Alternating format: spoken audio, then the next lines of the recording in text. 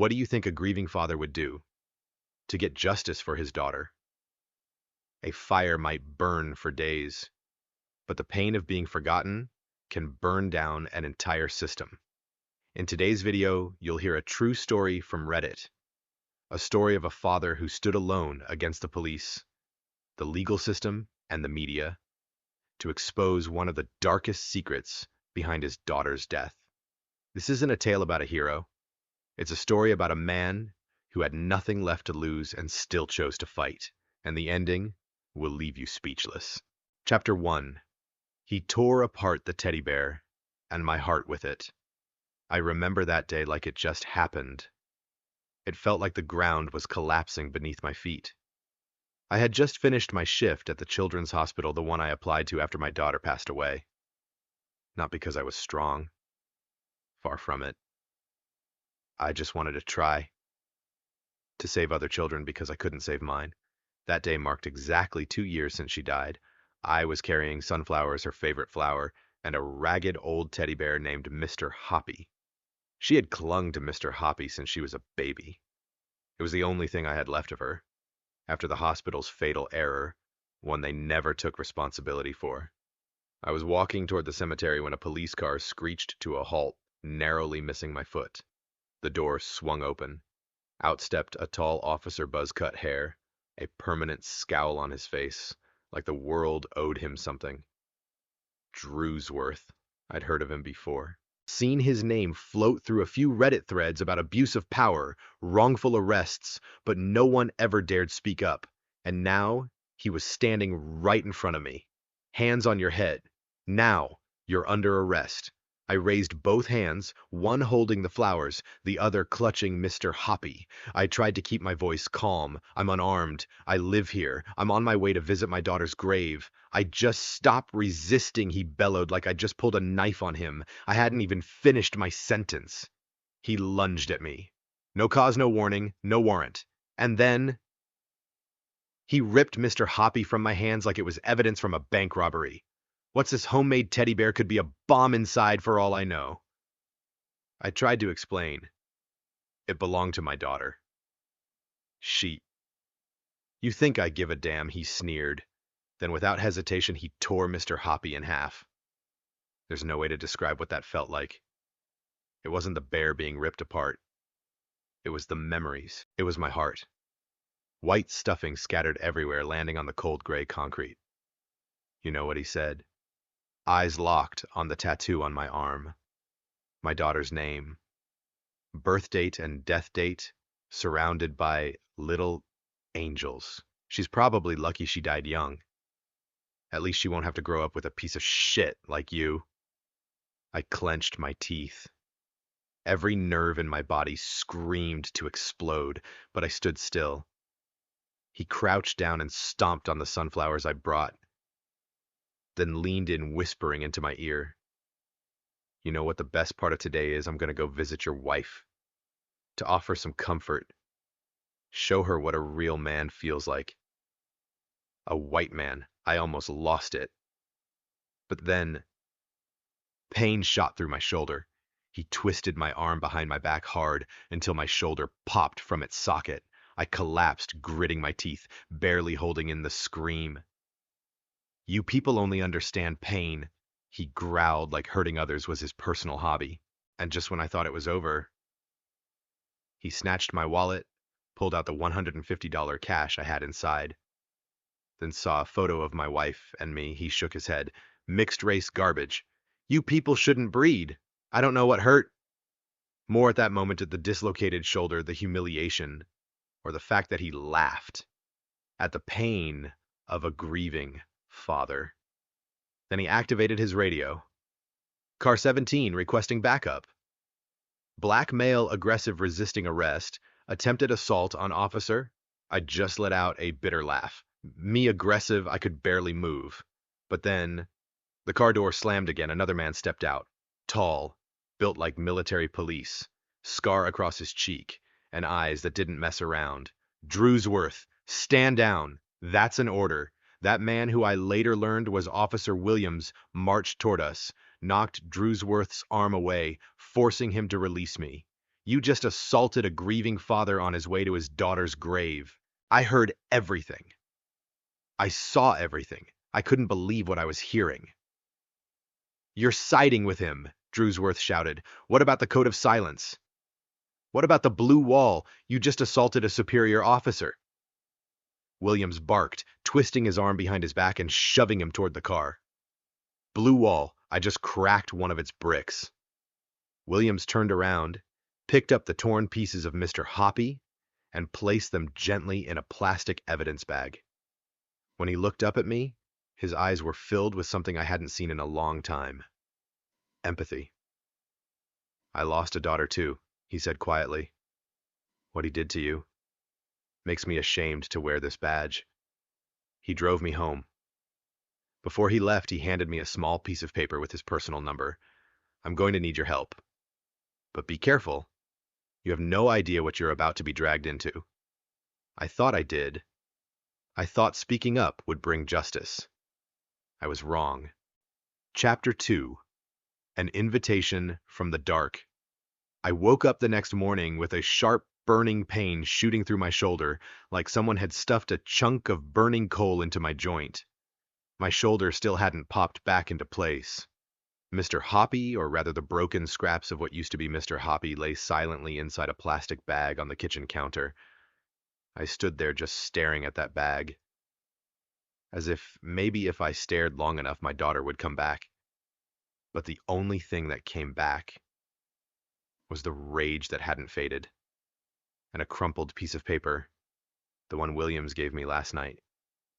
On it was a phone number and a handwritten line, "If you still believe justice is real." I wasn't sure I did anymore, but I called anyway. Williams picked up on the second ring. "Thanks for calling back," he said, voice hoarse and tired. "I need to see you. There's something you should know. We agreed to meet at an old diner on the outskirts of the city, the kind of place where the coffee tastes like burnt tire, but the secrets are strong." I arrived wincing every time the pain in my shoulder flared. Williams sat in a dark corner booth, a mug of untouched coffee in front of him. He didn't blink as he slid a thick folder across the table. "This is why I need you." I opened it, and inside was a nightmare rubber-stamped with official ink. At least 7 incidents in the last 3 years, all involving Drewsworth. Victims, black men, brown men, or just not white enough. Each one arrested without cause, beaten, threatened, framed, and somehow every complaint vanished. His father, William said, is my direct superior. In fact, the man runs this whole department like it's his backyard. I flipped to a report that stated victim accused of threatening behavior while sitting motionless in a parked car. He's a ghost with a badge. And me? I'm done being silent. Williams pointed to a photo taken of me last night. Bruised eye, dislocated shoulder blade still on my lip. "We have a shot. Your testimony and me as a witness. It could be the start." I hesitated. "You really think they'll listen to us? A mid-level officer and a grieving father in a city where that family controls the courts, the press, even the damn hospitals?" Williams looked me dead in the eye. "I don't know if they'll listen. But if we don't speak up, how many more Mr. Hoppies will be torn apart? How many more kids will grow up without a father just because he walked near a cemetery?" I thought about everything I'd lost. The teddy bear, the sunflowers, the wedding photo he mocked. I thought about my wife, the one who once told me, "You always stand up for others, but don't forget to stand up for yourself too." I nodded. I'm in. But I don't do anything halfway. It's all or nothing. Williams nodded back. "Good, because from now on, they're all watching us." He drove me home. We barely reached the front step when my phone buzzed. A message from an unknown number. A photo of my wife walking into the hospital where she worked. Attached to it was a single line, "Pretty. It'd be a shame if something happened to her car tonight." I felt my blood freeze. Williams snatched the phone from my hand and made a call instantly. "She doesn't leave that building. I'll escort her personally." In the car, speeding toward the hospital, Williams told me about his daughter. She was hit by a drunk driver. His dad was some rich businessman. The result, 60 hours of community service and a half-assed apology. I looked at him. And you're still a cop? He gave a bitter smile. I stayed because I thought I could change something from the inside, but maybe. You're the one who'll help me change it from the outside. We arrived at the hospital. My wife stepped outside, her face pale after seeing the message. I held her tight, while Williams whispered, I'll have patrol cars swing by your house every hour. But honestly, that won't stop them if they really want something. That night, I couldn't sleep. Every car that drove past our window made me flinch. 3 a.m., footsteps on the porch. I grabbed the baseball bat beside the bed and crept to the door. Through the tiny peephole was Drewsworth, no uniform, spray can in hand, smiling. Should have kept your mouth shut, he said, then sprayed red paint across my front door, letter by letter, nigger. I didn't open the door. I grabbed my phone, started recording. I wasn't scared anymore. I was furious. I was ready. Chapter 3. The blue wall can't protect red blood. I used to believe that if you just recorded the truth, justice would find its way. I was wrong. The next morning, I sent Williams the video of Drewsworth spray painting my door. The footage was crystal clear. He wasn't in uniform. He sprayed that word on my wall, the one I still can't bring myself to say out loud in front of my wife. And he laughed. No shame, no remorse. Williams called me back in under 3 minutes. We can use this clip. But his voice didn't sound hopeful. That wall, it's a piece of the puzzle, but if we want to bring down the whole Drewsworth empire, we need more. A few hours later, Williams showed up with 2 officers he trusted, Martinez and Chen. They processed the scene, photographed the graffiti-collected security footage from the neighbors. Williams tried to stay professional, but I could see the anger simmering in his eyes. He's taunting us, trying to push us to slip up. But we won't. We'll play by the rules and turn those rules into weapons. That evening, we started building the case. Williams brought stacks of files, photos, audio recordings. I sat beside him, shoulder still throbbing, but my head felt like it was boiling over. My wife did her best to keep things together. She made tea, tidied the living room, even washed the shirt I wore the night I was attacked. It still had blood on it, stained like a scar that hadn't healed. We worked until nearly midnight. Just as I was typing victim names into a timeline, my phone buzzed. Anonymous message. A photo of my wife this time as she parked her car at the grocery store. Caption. Pretty flowers wilt fast. Remember to water them every night. I couldn't breathe. My wife stood frozen. One hand clenched around her teacup, the other trembling uncontrollably. Williams snatched the phone and immediately dialed the number. No answer. They've started psychological warfare, he muttered. They're good at it. But I didn't just get off the rookie train yesterday. He pulled a USB drive from his pocket. Backup copy. Every time we add evidence, it's stored in 3 places: encrypted drive, cloud storage, and an out-of-state server.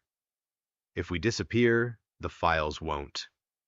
The next morning, I was called into the hospital director's office. Sitting across from me was the head of HR, face like a granite statue. We received an anonymous tip accusing you of stealing medication from the pediatric unit. I almost laughed. It was such a stupid, obvious setup that it was terrifying. They searched my locker, searched my car. I was placed under internal investigation and suspended. When I got home, all 4 tires on my car were slashed. There was a wilted bouquet of flowers on the porch with a handwritten note, for your daughter. Maybe this time you'll manage to hold on to something. My wife and I both knew this was a war we couldn't back out of. Martinez, the only young officer brave enough to speak out, called Williams around midnight. His voice was shaky. I got arrested this morning. They found a bag of coke in my locker at the station. I swear I didn't. It was locked. I didn't touch it. They planted it. Williams gritted his teeth. They're taking us out, one by one, in the filthiest way possible, but then a flicker of hope. Janet, a dispatcher, texted Williams. She'd been secretly recording Drewsworth for 2 years. Casual racist jokes, orders to falsify evidence, even his father's voice. I can't hold on to this forever, she told him. If I get fired, I want someone to know I tried to do the right thing. We listened to a few clips. One had Drewsworth saying, "Those brown fucks only understand pain. Go easy on them and they sue your ass." Then his father's voice. "Don't worry, just do it. I'll handle it. I've buried 7 cases, one more won't matter." We had evidence. We had a witness. But we also had the darkness closing in. Williams was placed on administrative leave, the official reason inappropriate conduct during Drewsworth's detainment. Martinez was behind bars. Me, I'd lost my job, my reputation, my safety, and Drewsworth was still walking free. That night, I sat in the dark. What remained of Mr. Hoppy lay beside me. I whispered to my daughter, "Don't worry, baby. I won't let this get buried. Not again." My phone buzzed. This time it was Williams. "I've got something. I need you with me. I can't go alone." Chapter 4. Ghosts in the Alleyway. I met Williams at 10 a.m. The location, a rundown electronics store tucked into an old part of the city, the kind of neighborhood that even GPS second guesses. He was already there, standing with one hand on his hip, wincing the bruises from his ambush clearly still fresh. He motioned for me to follow him around the back of the store, through a rusted metal door, into a tiny office filled with cables and the scent of prehistoric dust. And then I saw him, the shop owner. Slight hunch in his back, deep circles under his eyes like he hadn't slept in a decade. His hand trembled slightly as he plugged a USB into an ancient wheezing computer. "I've kept this for 3 years," he said. A grainy surveillance video flickered onto the screen from the alley behind the store. A narrow, dim-lit path. A young black man being dragged in by 2 officers. I recognized them instantly. Drewsworth and someone else. The young man didn't move, didn't resist, didn't speak, didn't live. A chill crawled up my spine as the footage played. Drewsworth kicked the man's body hard. The other officer looked around, then bent down and did something just out of frame. Then they both walked away, as if nothing had happened.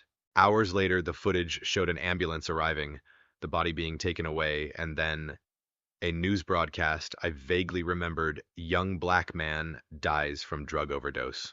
I turned to look at Williams. His fists were clenched so tightly the knuckles had gone bone white. The original autopsy said no signs of drug use, he said, but the report got replaced. The family was never allowed to see the original file. The shop owner spoke quietly. I knew I should have come forward sooner, but back then, I was scared. "Who dares go against them?" I nodded. "You don't have to be afraid anymore. We'll protect you, and we'll bring the truth into the light." We left that store with 3 backup copies of the footage, one of which I held like it was my life. And for the first time in 2 years, I felt something. I thought I'd lost hope. But hope doesn't mean you get to blink. By the time we arrived at Catherine's house, Williams's sister, 2 squad cars were already parked in front. My heart sank. I thought of my wife. She was home, alone. As I burst through the door, I walked into a scene straight out of a crime drama. My wife sat on the couch, red-eyed, clutching a tissue in her hand. A government investigator sat across from her, taking a statement. Catherine stood behind them, arms crossed, eyes blazing. Williams calmly walked in and placed the video on the table. "We have more evidence now. And the case from 3 years ago, it can't stay buried anymore." The investigator nodded. "I'll forward this to the forensic team. But you should both understand this isn't just about one cop anymore. You're going up against a system." Williams smirked slightly. "Good. Then we'll fight like we're going after the mob." Hours later, the alarm from the home security system went off. One of the back cameras caught 3 men, plainclothes, masks on, climbing over the wall, disappearing the second a light flicked on. Williams looked at me. They're losing control. They're scared. And that's when they're the most dangerous. That night I couldn't sleep. I held Mr. Hoppy, or what was left of him, and placed him on the little altar next to my daughter's photo. Sweetheart, I whispered, am I doing the right thing? I don't have the right to fail. Now, do I? And right then, Williams's phone rang. A panicked, unfamiliar voice. I was a rookie back at the precinct. I kept the original autopsy report, the one they replaced, but I can't keep it much longer. If you want it, meet me tomorrow morning. The location? An abandoned warehouse. Sounded like a trap straight out of a low-budget crime movie. But Williams just looked at me and said, "Come with me. I'm not going alone." Chapter 5. Bait in the Dark. I used to think that losing my daughter was the worst thing that could ever happen to me. That was before I found myself standing in front of an abandoned warehouse in a forgotten industrial zone at 6 a.m., when even the sun wasn't brave enough to rise, yet knowing someone was waiting inside the dark, with what they called living proof. Only now I wasn't sure who was the prey, and who was the hunter. Williams was driving. He wore a loose jacket concealing his handgun in the back. His face was cold as ice, but I knew he was hurting. The bruises from his ambush hadn't healed, and the deeper pain was written in the lines around his eyes, the betrayal of trust. "You sure you want to come?" he asked one last time as we turned down a pothole-ridden alley. "I'm not even sure I've wanted to come back since this all started," I replied. And I wasn't joking. We parked around the back of the warehouse, far from the main road. No cameras, no lights, just silence, and a rusted metal door. Williams checked his weapon. I checked my heart, still beating. As soon as we stepped in, the smell of mold and rotting wood hit us like a warning. The inside was hollow and still. A few broken beams. A single old wooden table. And Jonathan, the rookie. Thinner than I'd pictured. Messy hair. Both hands clenched like he was holding a live bomb. "I've held onto this for 3 years," he said, placing a thick envelope on the table. "They told me to destroy it. I didn't. But I couldn't give it to anyone either." Williams opened the envelope. The original forensic report. With photos. The victim from 3 years ago. The young black man, labeled as having died from an overdose, showed no trace of drugs in his system. Actual cause of death. Severe blunt force trauma to the skull. Head slammed against the floor. Williams muttered, "I had to turn away at the last photo." Blood. Swelling, and something sickeningly clear. No one dies of a drug overdose with a police boot print on their forehead. Suddenly, the sound of tires grinding gravel outside. The back door creaked open, but there was no wind.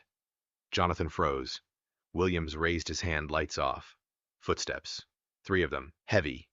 I didn't breathe. It was like my lungs forgot how. A whisper.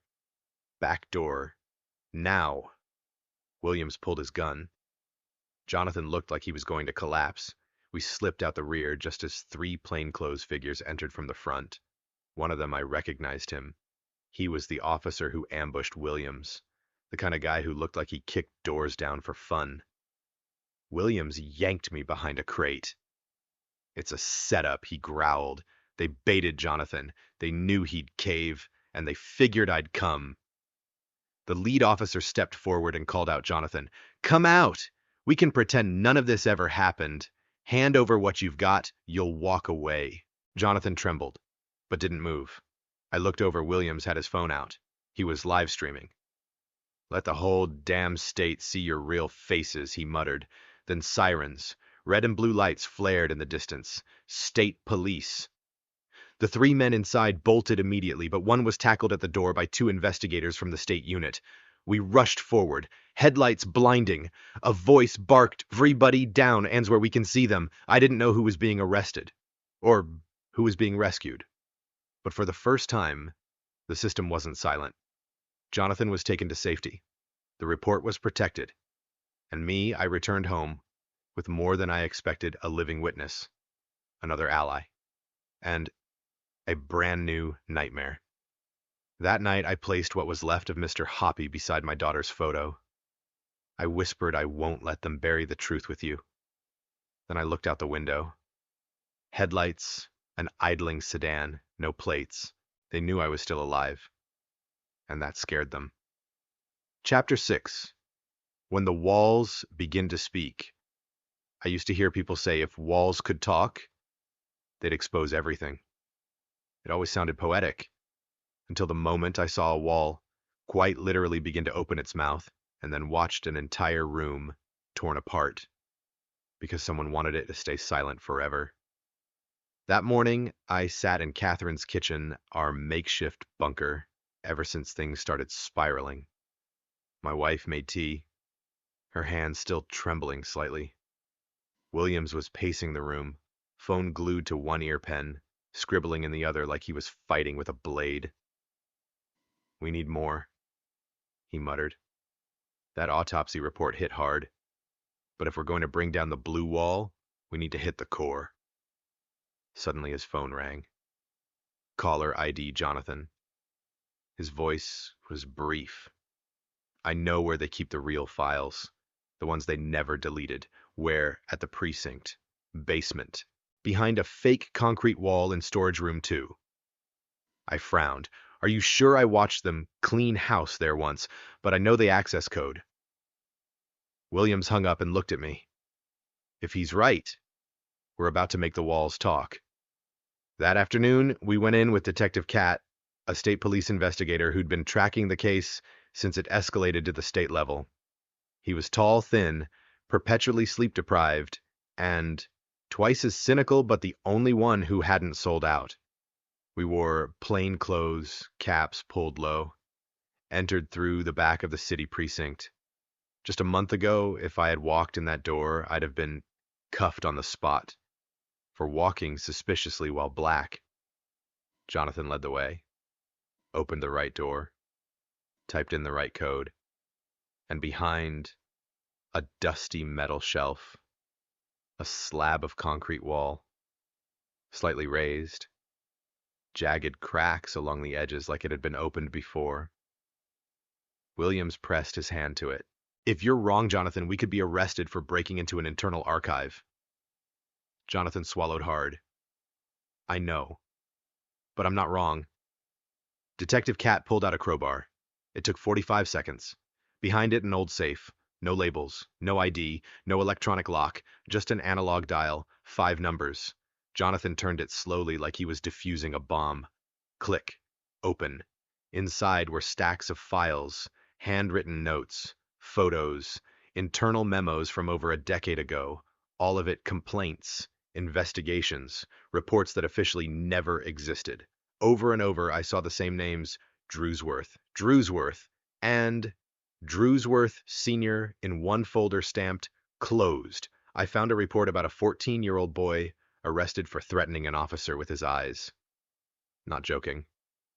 With his eyes. Another report showed photos of bruises along the back of a Latino man. His hands zip-tied behind him, allegedly fell down the stairs 7 times. Cat carefully packed everything into an evidence bag. "We've got enough to shake this whole department." Williams exhaled slowly. "The real question is, will anyone listen when the walls finally start talking? We left the precinct like thieves. Only difference was we were stealing back the truth." That night, Catherine left for her night shift. Just me, my wife Williams, and a house full of evidence. We sat around the dining table like characters in a spy film, counting papers, marking fingerprints, decoding redacted statements, reading names that had been blacked out for years. My wife picked up a file on an Asian man arrested for suspicious facial expression. She fell silent. "Every file here is a person," she whispered. "A family, a wound." I looked at her and said, "We're not letting those wounds get shoved back into a drawer." And then a knock, hard. 10:37 p.m. 3 knocks, silence, then again, 3 knocks. Williams glanced through the peephole, then turned to us, face pale. They're here. Chapter 7, No Exit that night. There's a very specific feeling you get when you hear a knock at the door after midnight, and you know damn well they're not there with pizza. And what they've come to take isn't your possessions. It's your voice. That night, I heard 3 knocks. Heavy, even, unhurried, like they weren't afraid of being caught, like they knew no one would dare intervene. Williams peeked through the peephole, then turned back, face like stone. Drewsworth Sr. with 2 officers. No uniforms, no warrant. I stood up, my shoulders locking, heart pounding like war drums. My wife grabbed my hand tightly. They won't shoot, right? She asked, but her eyes were already saying the rest. They totally could. Williams placed his hand on the pistol at his waist, but didn't draw. We stay in. We don't open. We don't speak. We wait. The knocking stopped. Then a voice slid through the door. Come on, open up. We're all adults here. Drewsworth Sr.'s voice, calm, smooth, soaked in threat. Just want to make sure you and your wife are okay. No need to make this a big deal. Williams tapped his phone, sent a GPS ping to the State Police Task Force, marked emergency, plain-clothed officers, no warrant, armed. I double-locked the door again and turned toward Catherine Williams's sister, who was busy loading the backup drive into a small safe under the kitchen counter. If they get in, she started, they won't Williams cut her off. But these men weren't here for permission. A few minutes later, the garage window shattered. A gloved hand reached through and twisted the inside handle. The side door clicked open. Williams shouted, "Everyone down! Move to the back!" I pulled my wife down behind the table. Catherine shoved the safe behind the couch. Williams fired a warning shot into the ceiling. I'm recording this. Final warning. This is private property. You are armed intruders. Another voice called out one of the officers. You think you're still a cop? I'm gonna make your whole record vanish in flames. I wasn't sure if I was shaking from fear or pure rage. They entered, no uniforms, no warrant, and still kicked the door like they had the Constitution printed on their boots. And then headlights, sirens, blue and red lights exploded across the street like daylight had returned. State Police. For the first time, I saw Drewsworth Sr. look. Small as those flashing lights pinned him, and his 2 men in place caught mid-climb through the window. Williams stepped outside. Didn't draw his weapon. Just held up his phone, still live streaming. Want to deny it? He asked. The whole state just watched you trespass. Threaten witnesses, no warrant. Armed. You want to add anything else to the list? Drewsworth Sr. turned toward me, eyes burning. You just signed your whole family's death warrant. I stepped forward. For the first time, I looked the man in the eyes, the one who told me my daughter was lucky to die young, and I said no. I just signed your career's death certificate. He was handcuffed on the spot. The entire neighborhood lit up, watching the untouchable police boss shoved into a cruiser. My wife stood behind me, still holding my hand, but this time her hand wasn't shaking. Catherine rewound the security cam footage, and that video from tonight would become Exhibit A in a statewide criminal investigation. That night, none of us slept. We sat in the living room, bathed in warm lamplight, surrounded by stacks of files and broken silence. But that silence wasn't fear anymore, it was anticipation. Williams said, the blue wall can hide a lot of blood, but it can't silence the truth. And tonight, the wall cracked. Chapter 8. When blood leaks through the wall. There's a special kind of war. No bombs, no gunshots, but a single phone call can kill a man's entire career. And the next morning, when I turned on my phone, I realized I had just stepped onto that battlefield. The screen was flooded. Notifications, emails, text messages, missed calls. I'd been flagged by the Medical Ethics Board for involvement in a criminal investigation and behavior damaging to the hospital's public image. They didn't need my side of the story. They just needed a credible rumor, and the source an anonymous complaint filed by a former colleague in law enforcement, signed anonymous with evidence. My wife called me over, holding an envelope in her hand. This came for you. I opened it. A termination letter from the hospital. No internal review. No hearing. The reason damage to the public image of medical services. I let out a bitter laugh. Whose image? The hospital that refused to acknowledge my daughter's death? Or the people hiding behind their professional nameplates while covering up crimes? Williams walked in just as I dropped the letter onto the floor. I know, he said. I just got removed from the reappointment list. By who? The interim police chief, appointed right after Drewsworth Sr. took a leave of absence due to the investigation. I went quiet. They're striking back, bleeding us dry, no bullets needed. That afternoon we met again with Detective Cat, the lead investigator still working the case at the state level. He handed us a new folder. Here's what we've compiled so far from the warehouse, surveillance footage, witness testimonies, and especially last night's video. Inside, clear evidence of illegal entry. Legal files on more than 12 abuse cases now officially reopened. And a surprise, 4 former officers came forward inspired by the live stream. They were ready to talk. But the good news came with bad. Janet, the dispatcher who risked everything, had been reassigned to a remote outpost. No notice, no explanation.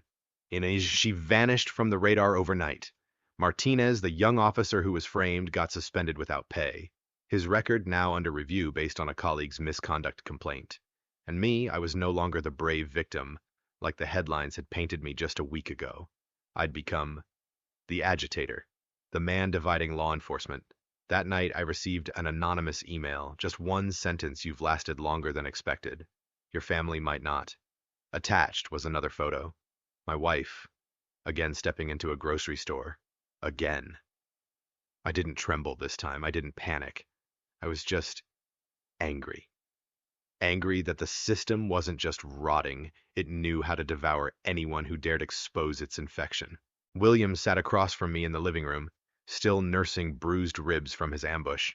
He poured us both a drink, the old whiskey Catherine kept around for emergencies. "Do you think we're losing?" I asked. He took a sip, then looked up. "No. We're bleeding. But that blood, it's soaking through the wall.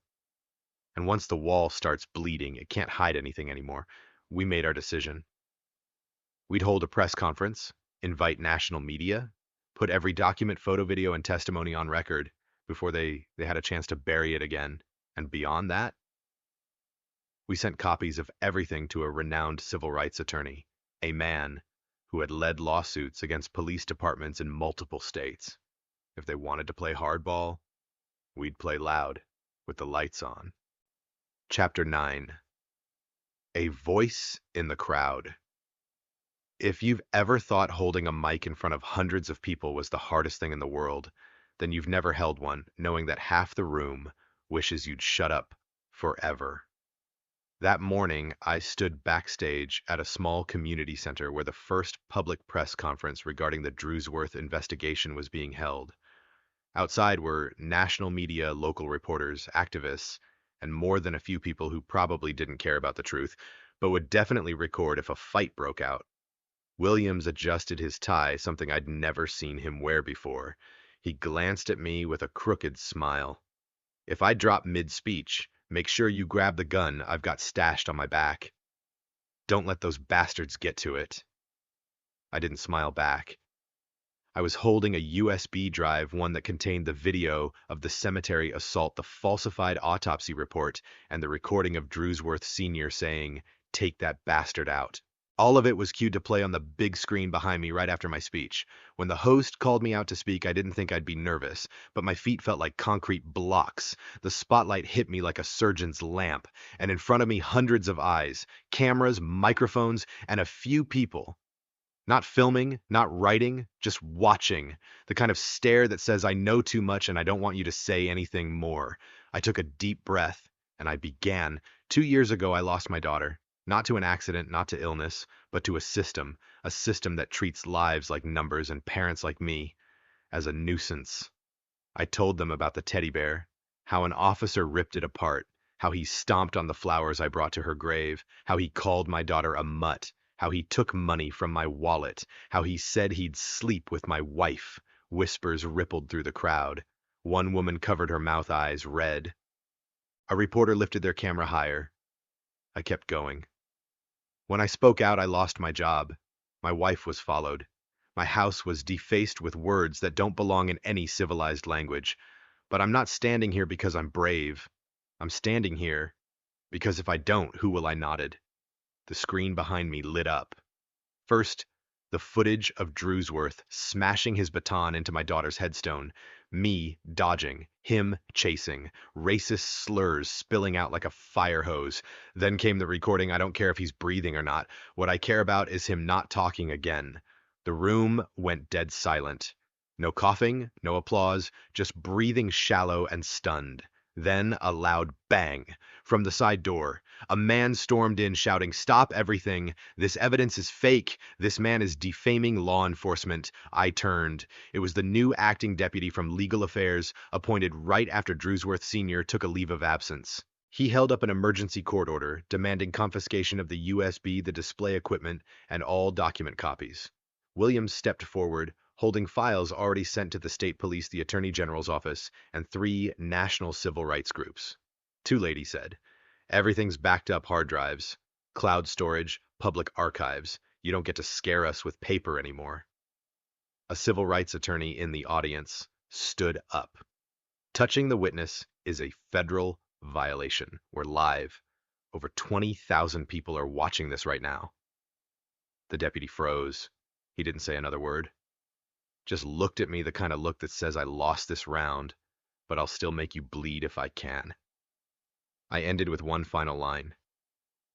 If the system wouldn't protect my daughter while she was alive, then I'll damn well make sure it apologizes now that she's gone.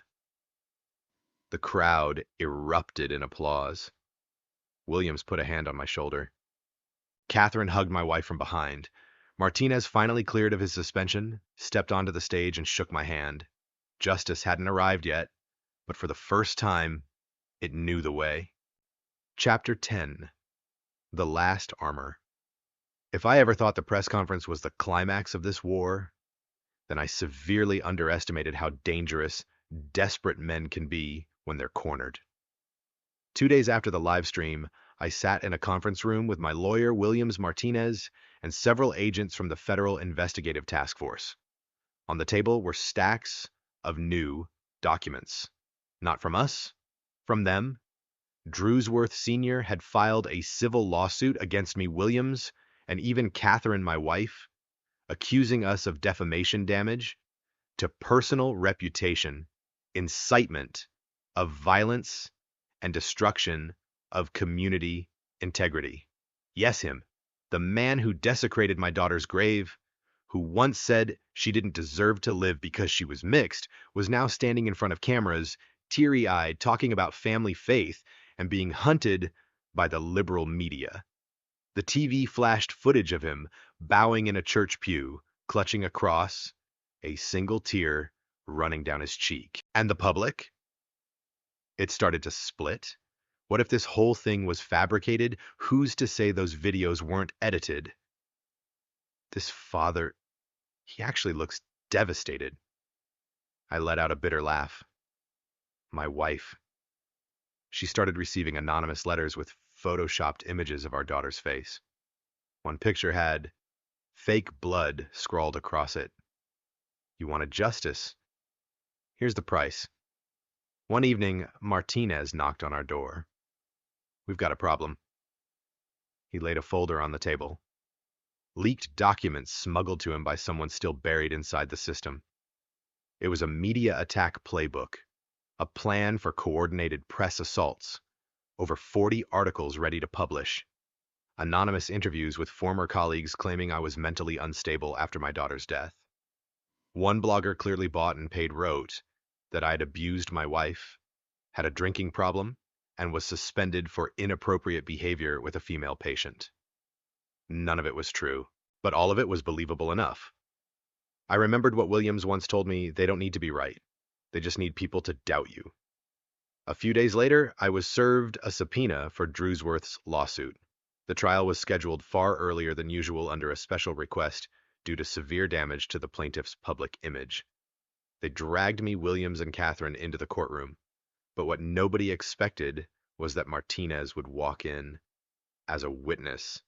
He didn't just speak about what he saw, he submitted a recording, one that Drewsworth had made, calling Martinez to his house. How do we shut them up? We have laws, but we also have ways. The courtroom froze. No one spoke. Then Drewsworth's attorney requested an immediate recess. Within 24 hours, the court received a full withdrawal of the lawsuit. No explanation, no comment. We barely had time to exhale when an explosion ripped through the parking lot outside my home. My wife's car incinerated. Investigators confirmed it had been rigged fuel accelerant under the chassis, ignited remotely by a trigger lighter. This time, I wasn't just angry. I was terrified, not for myself, for my wife, for the people who stood by us, for Martinez, who had just publicly betrayed a system he once swore allegiance to. I remembered that first night after my daughter died, sitting at her tiny headstone, telling myself, as long as justice shows up, everything will be okay. Now I knew justice never comes alone. It always brings a price, and sometimes it brings blood. Williams, his voice cracked and hoarse, said, "We have to finish this. Not for us, for the ones after us. If we stop now, what your daughter went through will happen again." I nodded. I knew he was right. But deep inside, I also knew something else. We were brushing up against the final armor of the beast. And once that armor cracked, it would have nothing left to protect. Only teeth and rage. Chapter 11, The Second Blade, the ending. No one saw coming. You know what hurts more than a hit from an enemy? A stab from someone you thought would die beside you. After the car firebombing, the media flipped. They stopped asking, was Drewsworth guilty, and started asking, has this crusade gone too far? Then who's accountable if more people get hurt? And within 72 hours, I, a grieving father, a man who just wanted justice, became the new public enemy. Headlines screamed, man turns daughter's death into vengeful crusade. A morning talk show brought in an expert who said I was recycling trauma by playing the role of a social martyr. I turned off the TV with a bitter laugh. If I was that manipulative, maybe I wouldn't have let them stomp on my daughter's grave so easily. But then, something happened that shut me up. A leaked video. From 2 years ago, right after my daughter died, it was me in the hospital screaming, punching the wall, cursing at doctors, knocking over equipment, and being restrained by security. The clip was cut. Right at the moment I shouted, "They let her die. They killed her. I'll burn this whole city down if I have to."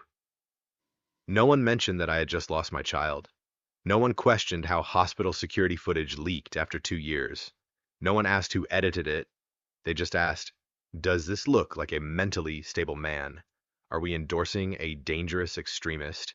And Martinez, a former cop under Drewsworth, can he be trusted? I sat in a boardroom with Williams, Martinez, and a new face, a lawyer from the federal government. Cold, composed, suit pressed to perfection. He spoke directly. We've received enough evidence. But if you continue speaking publicly, if you continue fighting, the case will be suspended under public safety protocols. We need you to step back. We'll handle this internally, I asked in justice. The insults, the abuse, The way my daughter was erased. He stared at me expressionless. Not everyone gets justice in an audience. I stood and walked out, but Williams didn't follow. I turned to look back. He didn't meet my eyes, just bowed his head and signed a paper, then whispered, "I'm sorry. I've been bleeding too long. Now I need to stay alive." I froze. Williams. The man who fought beside me for nearly a year, who lost his badge standing up to his department, who once knelt at my daughter's grave and said I won't let her die in vain. Now he was signing an agreement to end the investigation in exchange for immunity. I stepped out into the rain. Martinez was waiting. He looked me in the eyes and said just one thing. "This isn't over, but we have to end it," without anyone's permission, so I made a decision. If the system wouldn't act, if the lawyers, the allies, even the media had turned their backs, I would go around them. I'd release everything, every file, every video, every audio, every piece of evidence, unedited, unfiltered, unapologetic. We built a website, anonymous, secure. Its name, Justice for Emily, my daughter's name. On launch day, 18 views. Day 2, $9,000. By day 3, $200,000. Within a week, 1.3 million. CNN, NY Times, BBC reached out. We didn't respond because for the first time, the truth spoke for itself. No spokesperson, no hero, just facts, raw and undeniable. 1 month later, as a closed federal hearing took place, I received a message from an anonymous sender. I was Drewsworth's assistant. He used to brag, "You can shoot someone in the face as long as you're in uniform and say they tried to grab your gun." He's under federal investigation now, and he knows it's because of you. I smiled, not because I felt victorious, but because for the first time in 2 years, I wasn't afraid. Martinez asked me, "So, is this the end?" I shook my head. No. But for once, I'm the one holding the sword. Chapter 12. The Judgment. The courtroom that day wasn't as crowded as I expected. No long lines of reporters, no protesters yelling outside the gates. Just me, Martinez, a few federal security officers, and Drewsworth, older, thinner, but still wearing the look of a man who believed he'd always get away with it. This wasn't a televised trial.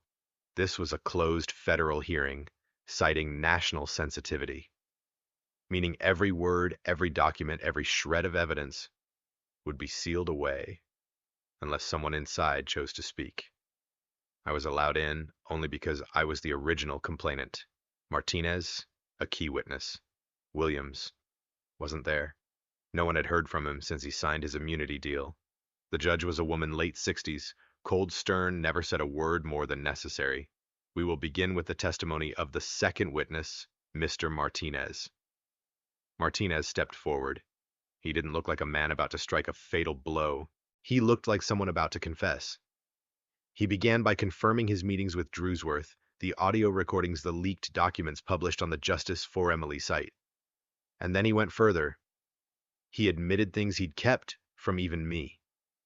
I worked under Drewsworth for 3 years. I saw things. I kept quiet.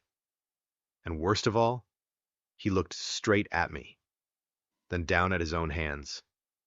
Voice barely above a whisper. I was the one who deleted the footage of your daughter being assaulted at the facility. My heart dropped. I'd walked beside this man, fought beside him, called him my ally, called him family.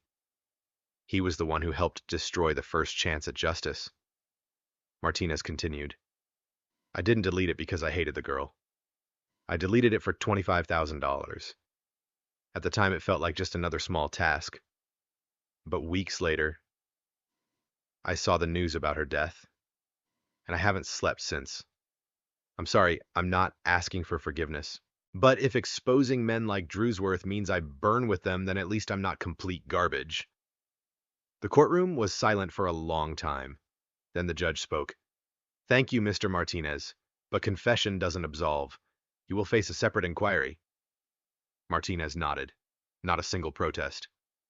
Then came Drewsworth's turn. His lawyer, all ice and polish, stood up. Your Honor, my client fully denies all allegations. All submitted evidence was acquired illegally.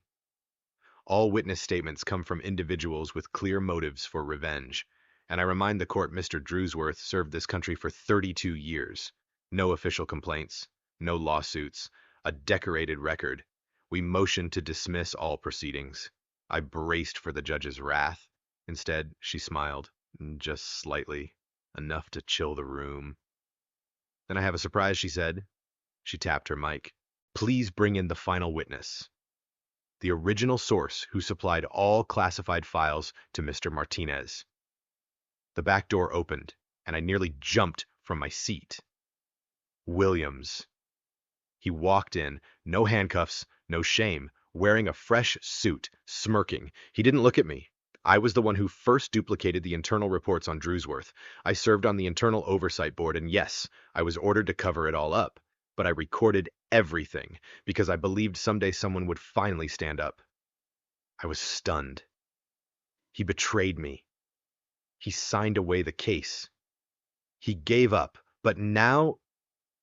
Williams finally turned to me. I signed to survive, but surviving doesn't mean staying silent.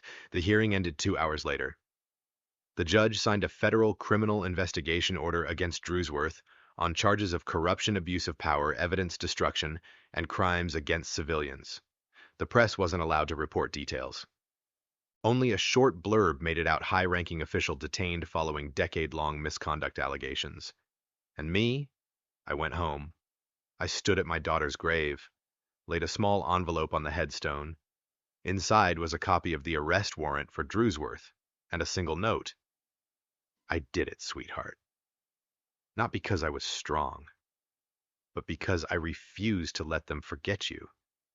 Can we really call it justice? The man in this story didn't need applause. He only needed one thing: for his daughter not to be forgotten. And sometimes the thing that terrifies the powerful the most isn't a scandal. It's an ordinary person brave enough to tell the truth. If today's story gave you something to think about, don't forget to like, subscribe, and share your thoughts in the comments below. Do you think Drewsworth deserves to be tried publicly in front of the entire nation, or is silent justice enough? This is True Reddit Stories, where we bring you real stories with endings that make you think twice. We'll see you in the next video.